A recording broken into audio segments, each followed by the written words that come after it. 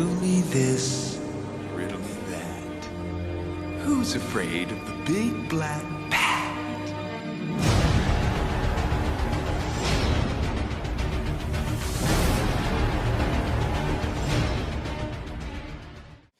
Welcome back, everyone. It's Charlie. This is going to be my video for the Batman movie. They finally confirmed who the Riddler is and who's going to be playing their Selina Kyle Catwoman. So if you're new to the channel, we're doing a new DC giveaway. All you have to do to enter is be a subscriber and leave your favorite version of the Riddler and Catwoman on the video.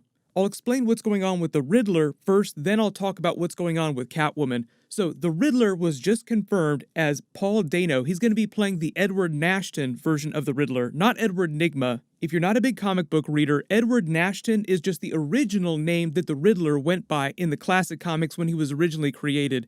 Later writers that came on the title then gave him the Edward Nygma name, Enigma as in enigma. So this is just Matt Reeves going back to the classic material, which gives you an idea for how he's treating a lot of the other Batman characters in his franchise, going for all the deep cuts. If you don't know who Paul Dano is, probably some of his best performances are in Paul Thomas Anderson's There Will Be Blood, Gigantic, and Prisoners. If you ever wanted to see what the Hugh Jackman version of Batman might feel like while he's interrogating the Riddler, here's a clip from that. Tell me! Tell me! Tell me! Tell me! Where's my daughter? Where's my daughter? Fun fact, that movie also stars Jake Gyllenhaal, who for a brief period was rumored to potentially be the next version of the Batman. He's even interrogating Paul Dano's character during this, giving you all kinds of Dark Knight vibes. A lot of you heard the news a couple weeks ago when Jonah Hill was actually rumored to be locking the role down. He was either going to be playing the Riddler or the Penguin.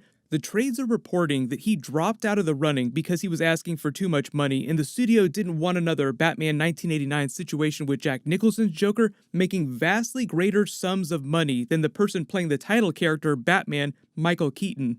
Nowadays, you don't necessarily need big celebrities to sell movies. Sometimes it's just a coincidence when a big celebrity winds up playing a comic book character. The reason why it was probably okay that they went with that level of star power with Batman 1989, because if you watch the features and the interviews surrounding the making of that movie, they say that it was a huge financial risk for the studio at the time. They shot it in London, and it was the most expensive movie that had ever been made in London at that time. Tim Burton was a young 20-something director, so he was also a huge risk for the studio. And up to that point, Batman had been defined by the 1966 campy Adam West TV series. So in that case, it made sense to cast that big of a star like Nicholson and pay him his dump truck of money. It was a very Robert Downey Jr. Avengers situation.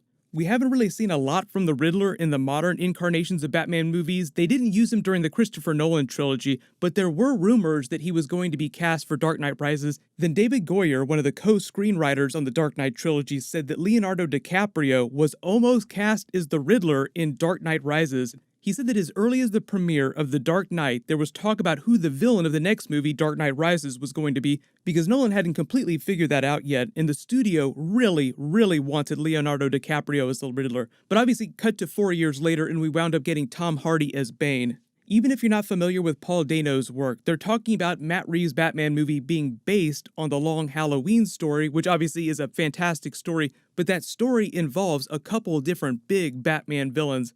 Most of the major villains from that have already been confirmed as appearing during Matt Reeves' movies, so he's not going to be forced to carry all of the weight of the villain's storyline on his shoulders. I was told there was no riddle you could not solve, and yet you've only put together one guess after another, each one with no more certainty than the next. If your life depended on it, and it does, tell me, who is Holiday? Talking about my favorite versions of the Riddler, I would say John Glover from Batman the Animated Series, one of my favorite versions of the character. You remember him as Lionel Luthor from Smallville. He also starred in the live-action Batman movies as the evil scientist that gave the Uma Thurman version of Poison Ivy her origin story. Obviously, you can't talk about the Riddler without talking about Jim Carrey's version of the character. I think for what that movie was, he did an amazing job with the character. He's one of the few people in that movie that knew exactly what kind of movie he was in. One of the greatest Riddler stories about him in the movies is the story of what happened behind the scenes between Jim Carrey and Tommy Lee Jones' version of Two-Face. So Jim Carrey, comedic actor, was so in love with the idea of playing this Riddler character. They had so much fun with it. Tommy Lee Jones, on the other hand, is this very serious, dramatic actor who's forced to do this way over-the-top performance, something he was totally not comfortable with, wearing all those prosthetics and that makeup, also something that he had never really done before. Everyone remembers the memes of Tommy Lee Jones just angrily staring at people. Tommy Lee Jones spent most of that movie making that face at Jim Carrey when they weren't on camera. There was the Gotham version of the Riddler more recently. I thought he did an okay job with that character. I wasn't the biggest fan of that series. The Arkham version of the Riddler, obviously very cool. Then you have the classic versions, Frank Gorshin and John Astin from the 1966 Adam West Batman TV series. Everyone let me know in the comments though, who's your favorite version of the Riddler so far, either from the animated series, from the movies, or from the Arkham games? Now talking about the Catwoman casting. If you guys didn't hear the news, earlier this week they confirmed that Zoe Kravitz would be playing the Selina Kyle Catwoman. Real-life DC Comics Justice League fun fact, her father or her stepfather is actually Aquaman in the DC universe because Jason Momoa married her mother, Lisa Bonet. Even if you don't remember, you've probably seen some of her recent films in the last couple of years, her biggest ones being Mad Max Fury Road, X-Men First Class, and Fantastic Beasts 2, even though that movie was not great and they didn't really do a good job with that character. She is a good actress, she just needs good material, and the reason why they would cast her over some of the other actresses she was competing with is just because she did the best job and she probably had the best chemistry with Robert Pattinson's Batman. Probably one of the most critical things. Yes, they need to be great at doing all the action, big fight scenes, things like that, but her dynamic with Batman needs to be really, really good because their relationship is really important during Batman the Long Halloween, and obviously if that's going to be the story of the movie, then it's really important for what this next trilogy is going to be. It's late. It's hot, even for June. Years from now, when people are talking about the weather, they'll say, "It's hot, but it's not as hot as the night Johnny Vitti got married." Hello, Selina. Care to dance, Bruce?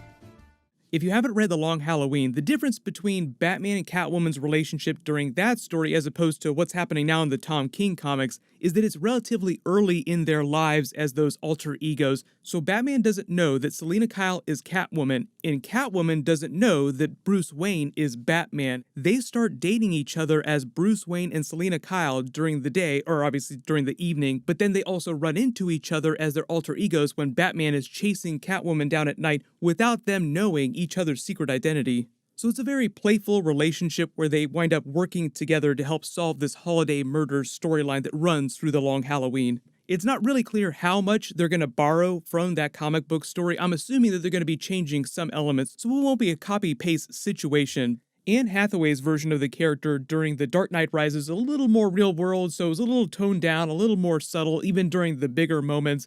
But my favorite live-action Catwoman so far is still the Michelle Pfeiffer version from Batman Returns. I just feel like she did a fantastic job in that movie for what that was. Obviously, the tone of those films is very different from the other Batman films, particularly Christopher Nolan's trilogy, and I'm expecting the Matt Reeves trilogy to do the same thing, where even though it's going for a very classic noir detective thriller story, the tone will be very different from other Batman films you've seen so far.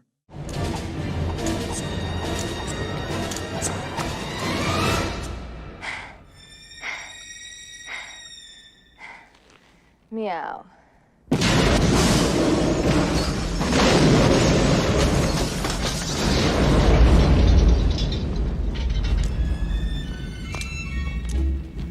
I saw her first.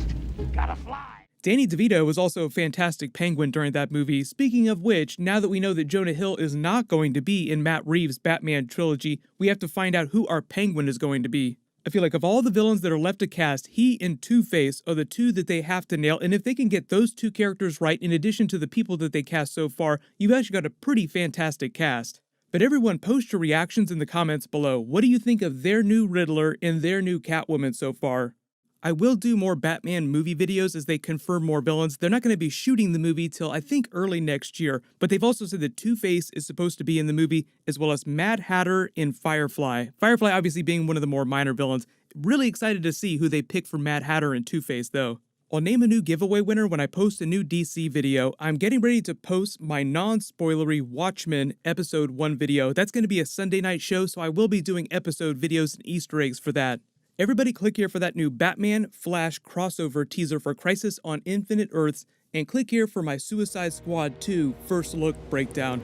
Thank you so much for watching. Everybody stay awesome. I'll see you guys tonight.